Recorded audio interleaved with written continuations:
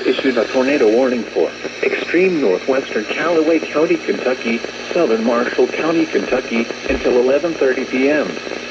At 11 p.m., a severe thunderstorm capable of producing a tornado was located near Benton, moving northeast at 45 miles per hour.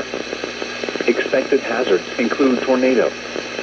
This is a radar-indicated threat. The following impacts are expected. Flying debris will be dangerous to those caught without shelter. Mobile homes will be damaged or destroyed.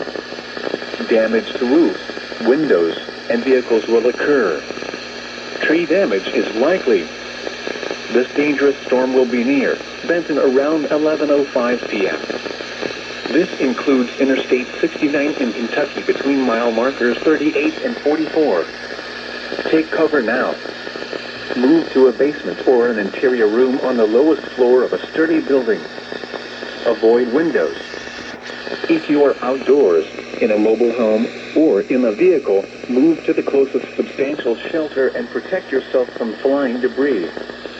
Repeating, a tornado warning has been issued until 11:30 p.m. for the following counties in Kentucky, Callaway, and Marshall.